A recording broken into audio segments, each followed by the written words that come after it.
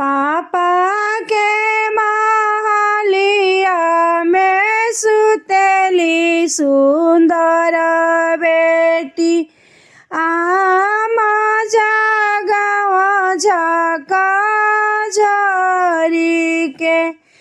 पापा के महलिया में सुतेली सुंदर बेटी आमा जगाव झका झरी के। उठना बेटी हो कर दो तुआनिया धूपिया पसरे सारा घर में।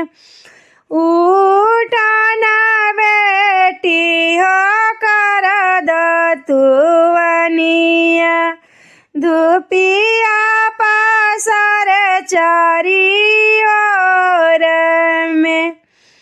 धूपिया पसरे चारी ओर में। कैसे के करिया माकुला दो तुआनिया हो पसरे धूप चारी ओर में। पसरे धूप चारी ओर में। सुतला रहले सपना एक देखिला बाबा कइले दूर देश बिया। सुतला रहनी सपना एक देखिला चाचा कइले दूर देश बिया के। केहू ना आई हो केहू ना जाई हो कुछहू ना हमारा सहुर के। कुछ नहीं हमारा सहुर के। एतना वचन जब सुने लिया माहो बेटी के दिल से लगाई के। एतना वचनिया जब सुने लिया माहो बेटी के हृदय लगाई के। केहू ना आई हो बेटी केहू ना जाई हो कतनो तू सिखबू सहुर के। केतनो तू सिखबू सहुर के।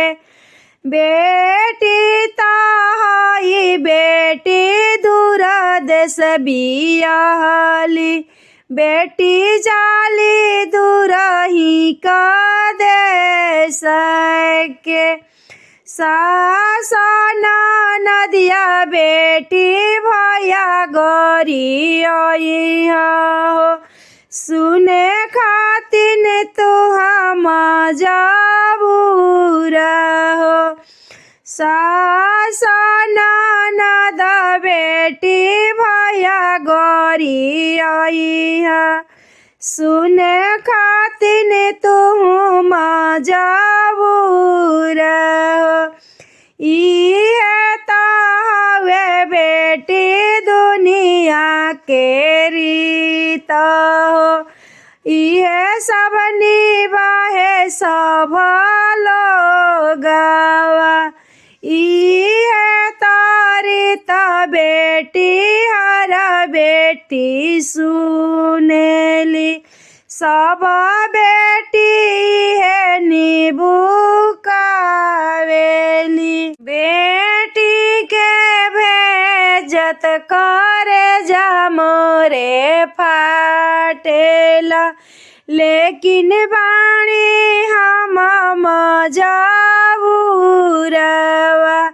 धन दौलत रहतु बेटी घर में समेटती।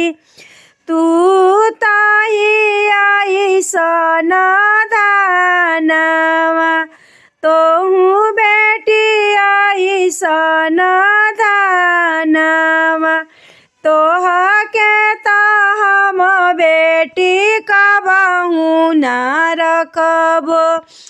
तोहके भेजब दूर देशवा तोहके भेजब दूर देशवा। पापा के महलिया में सुतली सुंदर बेटी। आमा जगवा झका झोरी के आमा जगवा झका झोरी के।